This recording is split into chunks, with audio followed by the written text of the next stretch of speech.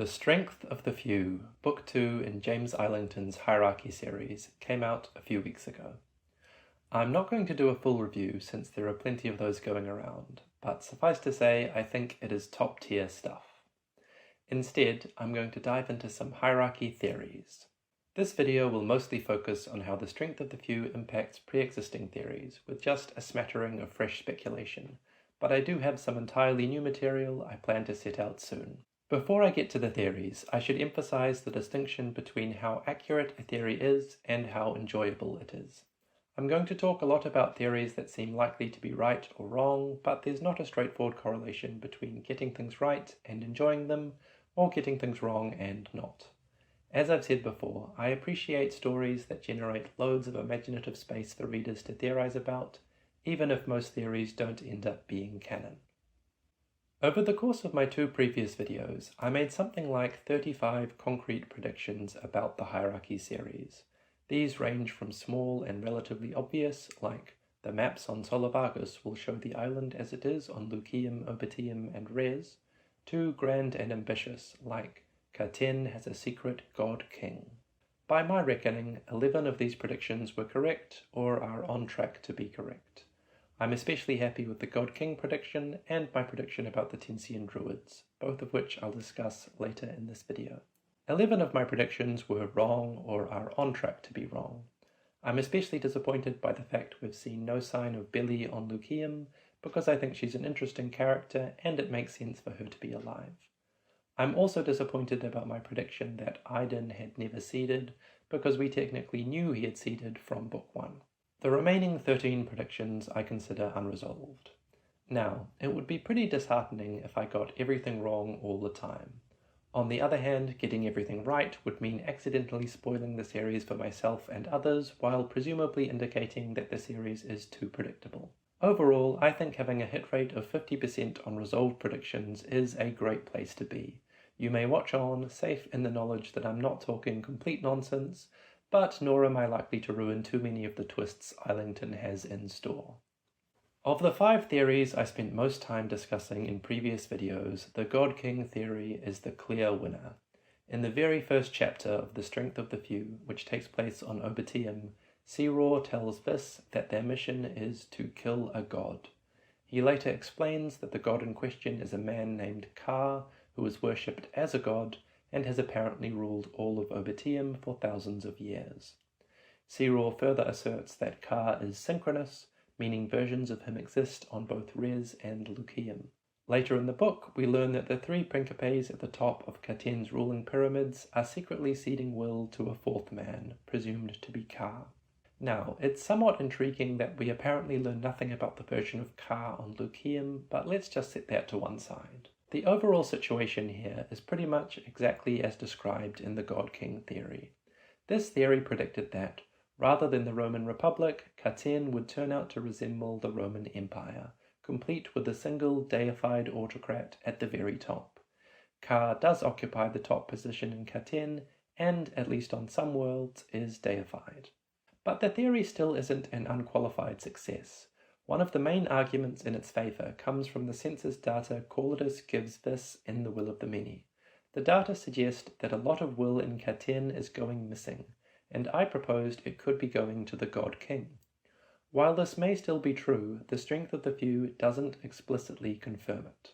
And there's another, more profound way that the God King theory could be mistaken. Though I didn't say this directly at the time, the theory implies that the God King will be the series' big bad, or at least a major villain. But here, the Strength of the Few muddies the water substantially. On Res, Vis seems to end up in an uneasy alliance with Ka, who claims that rather than being the concurrence himself, he is fighting against the concurrence, which is actually some sort of autonomous zombie hive mind. I think the question of who the series' main villain and, to some extent, hero will end up being is extremely interesting, and I plan to talk about this at length in my next video. For now, I have 2 final thoughts on the God King theory. First, one question that the Will of the Many left unanswered is, who are the Council of 4? The council gets a mention at the secret military council on Zeus, but doesn't come up again in either book. We now know that Katyn is ruled by 4 people, namely the 3 Principes and Ka. So it could be that this just is the Council of 4, though this would imply that Ka's existence isn't quite as secret as it appears. Finally, something I only noticed while reading The Strength of the Few, though it was present in The Will of the Many, is that the most common Katynian curses could be clues relating to this theory. Specifically, I'm thinking of rotten gods and gods' graves. In one telling exchange, when Vis first comprehends the scale of devastation on Obitium, he exclaims, "Rotten gods," to which Cyril replies, "Something like that." We later learn that the god figure on Obitium controls thousands of reanimated corpses, which could be the basis of Cyril's remark. But it's interesting that the Katynian curses consistently use the plural, gods. Maybe this is just because Katynian religion is polytheistic, or maybe it's a hint that future books will feature multiple god-level entities, some of whom are dead, dormant, or otherwise rotting / in their graves. The single theory I spent the most time discussing in my first video is the idea that Lucium and Obitium would turn out to be heaven and hell, or in Greco-Roman terms, the Elysian Fields and Tartarus. The basic version of this theory was just that Lucium would be more heavenly than Res, while Obitium would be more hellish. Based on The Strength of the Few, the basic version of this theory looks correct. Obitium is a barren world populated by the dead. Vis literally sleeps in a tomb when he arrives, the air and water are toxic, and you have to be constantly on the lookout for horrifying creatures. Vis himself describes Obitium as, quote, "a true nightmare, all heat and horror and constant terrifying threat." Meanwhile, Vis's time in Lucium is in many ways Arcadian, featuring beautiful natural environments, simple comforts, and periods of peace and fulfillment. While there is definitely danger, I think Lucium qualifies as somewhat more heavenly than Res. But the basic version of the theory suffers from being kind of basic. The premium version is far more interesting and ambitious. This is the theory that dying in Res would actually send you to either Lucium or Obitium. Unfortunately, the premium theory looks incorrect. There is no indication in The Strength of the Few that characters who die in Res appear in Lucium or Obitium, or that either of these worlds functions as an afterlife for Res. That said, the premium theory is perhaps not quite as mistaken as it seems. In particular, most of the main arguments in its favour still hold up. In my first video, I argued that there is sufficient evidence to conclude that Vis's bedside conversation with his father near the end of The Will of the Many must genuinely have happened. I also argued that features of Corlidus's death would make his return narratively satisfying. On these grounds, I suggested that The Will of the Many is written as if it needs a way for dead characters to come back, with the premium heaven and hell theory providing one. The Strength of the Few doesn't give us heaven and hell, but it does give us 2 ways for dead characters to return. If their heads remain intact, the dead can come back as sentient zombies called Yunktai.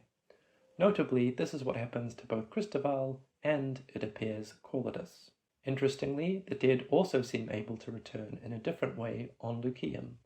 We get hints of this early on when Vis speaks with the voice of the dead champion Artorn, while fighting with Artorn's spear. Later, when Vis picks up the druid Lear's staff, he finds himself mentally transported to the White Rotunda that he visited briefly at the end of The Will of the Many. He has a whole conversation with Lear, who we have recently seen decapitated. In previous videos, I argued that the White Rotunda, which we now know is called the Tempel Albios, would be geographically located in Chimere. I further argued for multiple reasons that Chimerian culture would be closely linked to the afterlife. In the scene with Lear, the Tempel Albios could still be located in Chimere, and does appear to be operating as an afterlife. So this is another way in which the premium theory may not be as mistaken as it seems. All of this is to say that this theory looks to me like a case of right reasoning, wrong conclusion. Lucium and Obitium aren't operating as heaven and hell, but The Will of the Many does foreshadow multiple afterlives, which The Strength of the Few delivers. As well as the idea that Lucium and Obitium correspond to heaven and hell, in a previous video I mentioned in passing the idea that they might correspond to different times, the future and the past respectively.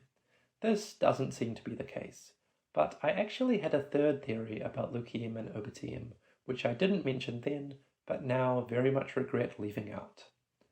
A few weeks before The Strength of the Few was released, I began making notes for a possible video essay entitled The Will of the Many, 2 Last Theories Before Book 2.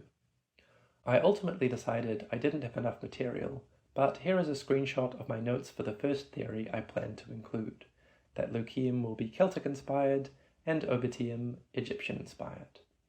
At the time, the main piece of evidence I had for this was the symbols used in The Will of the Many for the chapters set in Lyceum and Obitium, along with a couple of insights supplied by commenters. The symbol for Lyceum is a triskelion, which comes from Celtic culture and which I personally associate with the Irish-inspired board game Inish. The symbol for Obitium is an ankh, which has roots in ancient Egypt. Now, as anyone who has read The Strength of the Few will be aware, this theory would have paid off in spades. Obitium features not only pyramids and deserts, but also sarcophagi, hieroglyphics, the crook and flail, reanimated corpses wrapped in white cloth, Egyptian names, scarabs, and even cubits, the basic unit of measurement used in ancient Egypt. Lyceum features not only tribal structures, druids, and Celtic patterns, but also Irish names, body painting, a high king, and characters literally speaking Irish Gaelic. I don't have anything to add to this theory, and of course you have no way of verifying the screenshot, so this is just a way for me to express my amused frustration. One related theory that I did get on record, and which I personally think is on track to be correct, concerns the Druids. The Tensian Druids are mentioned just once in The Will of the Many, in an offhand comment near the start of the book. I speculated that they might be people with a way of exchanging will with animals. I also said it seemed likely they wouldn't really feature in the series, but let's just ignore that. The Strength of the Few does not directly confirm that druids on Lyceum can commune with animals, but it does provide suggestive evidence. When Vis and Cian are fleeing from Ruach and Fiacre's men, Cian goes into a kind of will-induced trance, which enables him to tell how far away their pursuers are. It seems plausible he is looking through the eyes of animals, or skin-changing, to use ice and fire terminology. He and other druids also seem able to control dogs and possibly a lupi, without vocal or gestural commands. Vis himself develops an unspoken bond with Diago, reminiscent of the bond the Stark children have with their direwolves. On these grounds, I think it's reasonably likely that the way will works on Lyceum lets druids, potentially including Vis, into the minds of animals. Sadly, the 2 other theories I spent considerable time discussing in previous videos seem unlikely to be correct. The Strength of the Few contains no clear suggestion that Belly is still alive, or that she died while returning through the labyrinth, though I will note that it doesn't rule this out. The book also provides no evidence for there being a gate on Seuss, and offers a different explanation of what secret knowledge the people of Seuss possessed. However, The Strength of the Few does help to answer a couple of other questions I raised in previous videos, but didn't have anything useful to say on at the time. At one point in The Will of the Many, Vis overhears Lannistia and Olkescore discussing some killings in a place called Mason, where the victims' heads had been smashed in. While we still don't know anything about who the victims or perpetrators were, The Strength of the Few does explain the significance of smashing heads. It will prevent the dead from returning as Yunktai. The labyrinth beneath the ruins on Solovargas is guarded by terrifying creatures called remnants, which are formed of razor-sharp obsidian shards and apparently come from Obitium. Vis doesn't encounter any remnants on Obitium, but he does encounter gleaners, which are Yunktai that have had their arms replaced by razor-sharp stone blades, one of which is made of obsidian. This could suggest that remnants are like end-stage gleaners, whose entire bodies have been replaced in a similar manner. One of the most abiding mysteries of The Will of the Many concerns the Academy horses.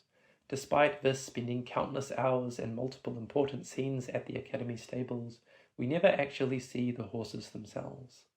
I am pleased to say that The Strength of the Few resolves this mystery. Vis returns to Solovargas, which naturally means he swings by the stables. But this time, and I quote, "The horses are grazing nearby." Finally, I'd like to mention one Easter egg from the book that I quite enjoyed. While theorizing about how to control Yunctai, Siror and Vis mention a scholar named Caecilius. Caecilius is a real historical figure who died in Pompeii and who was most famous as the protagonist of the Cambridge Latin course, a popular series of textbooks for teaching high school Latin. As always, thanks for watching and feel free to like and/or subscribe.